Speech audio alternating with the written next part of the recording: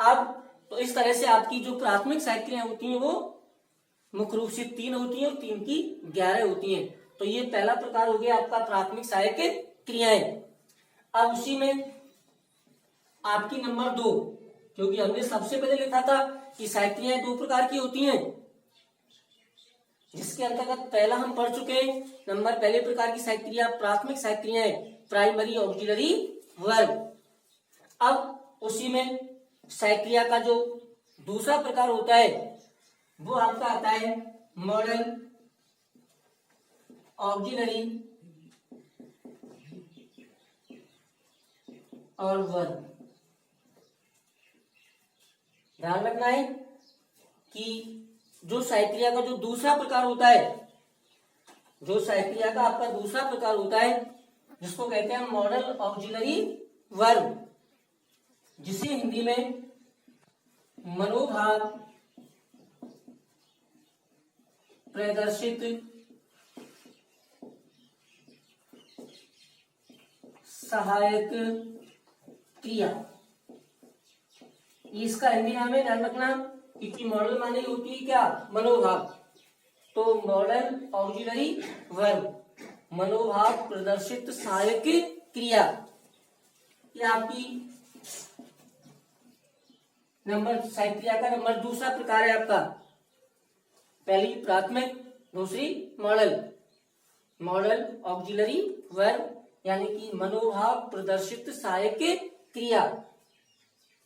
तो अब देखिए, आगे पढ़ाने से पहले मैं थोड़ा सा इसके बारे में आपको बता देता हूं कि प्राथमिक सहायक क्रिया जो पढ़ी हमने वो 11 पढ़ी। 11 होती है उनकी संख्या, मुख्य रूप से 3 होती है, लेकिन 3 की कितनी होती है, 11। अब ये जो होती है मॉडल ऑक्सिलरी वर्ब, ये कुल संख्या में होती है 13। इनकी कुल संख्या 13 होती है। अब 13 को पढ़ने से पहले अब इसका जो नाम रखा है मॉडल, थोड़ा सा इसके बारे में हम विश्लेषण करेंगे कि मॉडल शब्द क्या है। तो पहले मैं थोड़ा सा आपको बता रहा हूं कि मॉडल जो शब्द होता है, यह मॉडल शब्द एक लैटिन भाषा का शब्द होता है।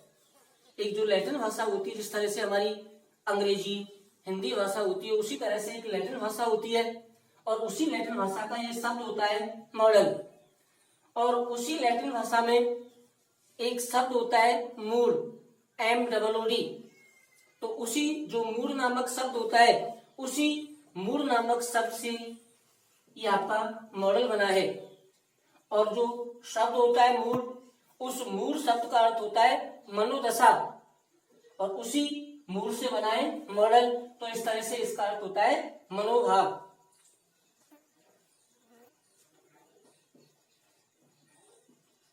मॉडल शब्द मैं आपको लिख के बता रहा हूं कंप्लीट एक एक शब्द।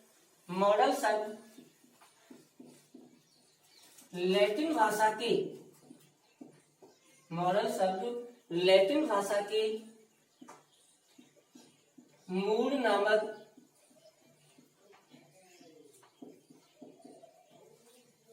शब्द से बना है, जिसका अर्थ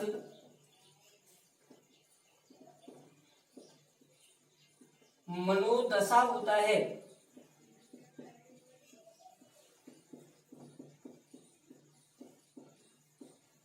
तो पहली चीज हमने मॉडल के बारे में देखा कि जो मॉडल शब्द होता है वो लैटिन भाषा के मूल नामक शब्द से बना होता है, और इसी में जो मूल शब्द होता है, इसी मूल शब्द का अर्थ होता है मनोदशा।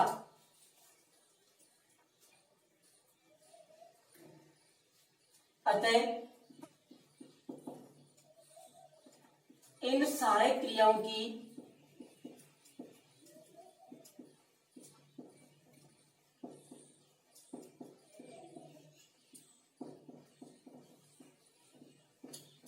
कुल संख्या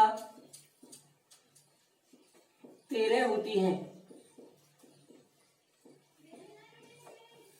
अब दोनों ही प्रकार की सहायक क्रिया आपके सामने हैं कि जो प्राथमिक सहायक क्रिया हमने पढ़ी वो 11 होती है, और जो मॉडल्स होते हैं, जो मॉडल वाली साइकिलें होती हैं वो होती है 13।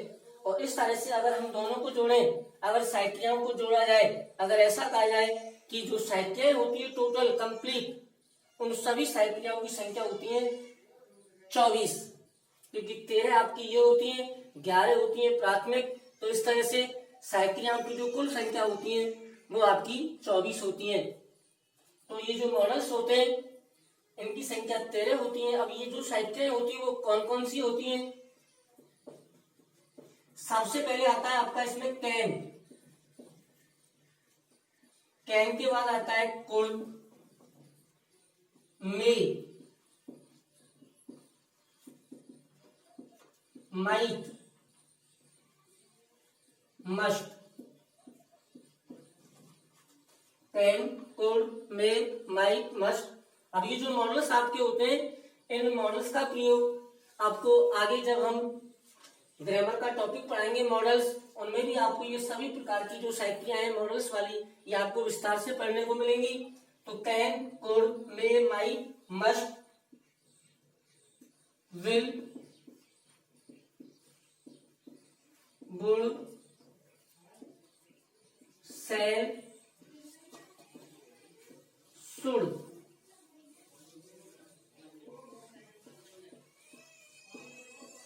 Need not,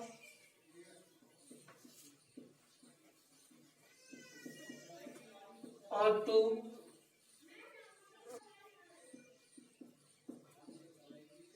dear not, used to.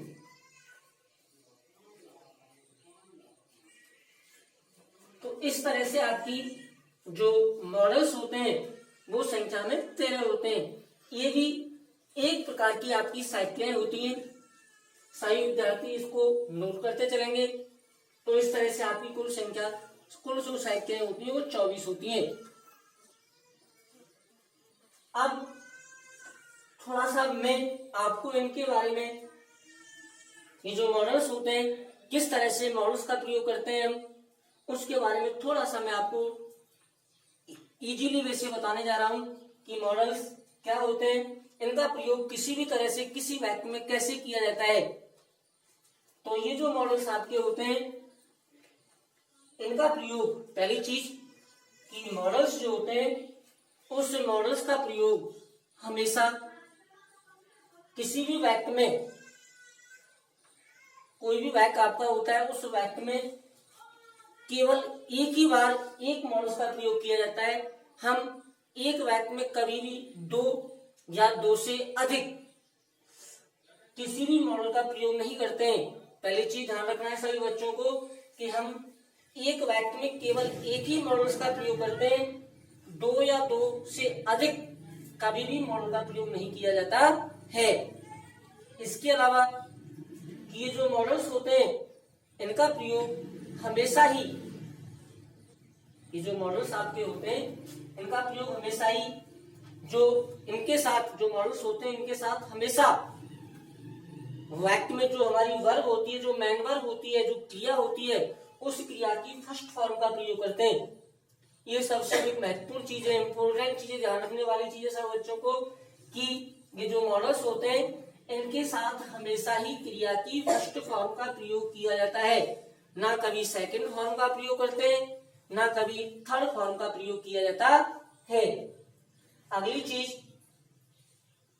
कि ये जो साइकिलें होती हैं, जो मॉडल्स होते हैं, इनका प्रयोग हम केवल, ये सबसे महत्वपूर्ण अंतर होता है अगर हम अंतर की दृष्टि से देखें कि जो हमारी प्राथमिक और जो हमारी ये मॉडल वाली साइकिलें होती हैं, अगर इनमें सबसे महत्वपूर्ण अंतर देखा जाए तो वो क्या होता है कि जो प्राथमिक साइकिलें जो हमने पहले पढ़ी, उनका प्रयोग अगर हम किसी वाक्य में उनका प्रयोग करने जा रहे हैं तो उनका प्रयोग हम सहायक क्रिया के साथ साथ मुख्य क्रिया के रूप में भी कर सकते हैं।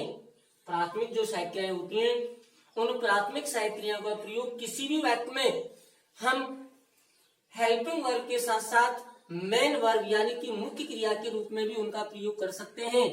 जबकि ये जो मॉडल्स होते हैं इनका प्रयोग किसी वाक्य में केवल सहायक क्रिया के रूप में होता है, मुख्य क्रिया के रूप में इनका प्रयोग कभी नहीं किया जाता है। ये सबसे महत्वपूर्ण अंतर है इसका।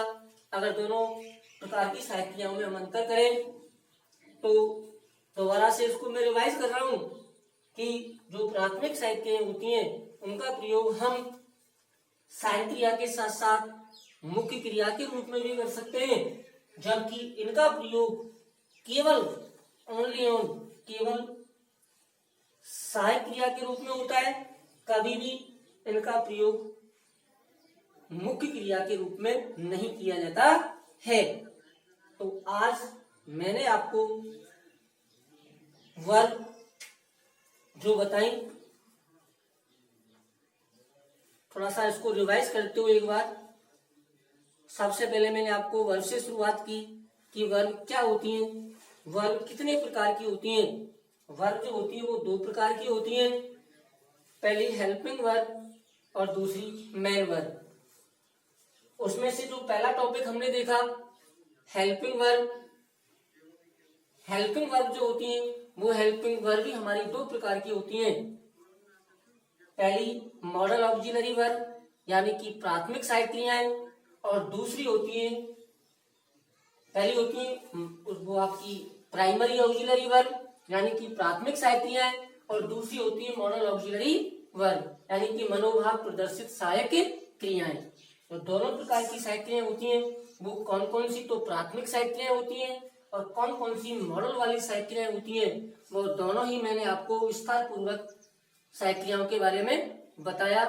तो इस तरह से बच्चों आज के लिए मैंने जो आपको बताया उसका थोड़ा गहराई से अध्ययन करेंगे और इसके बाद जो अगला टॉपिक होगा वो नेक्स्ट कल लेंगे। धन्यवाद।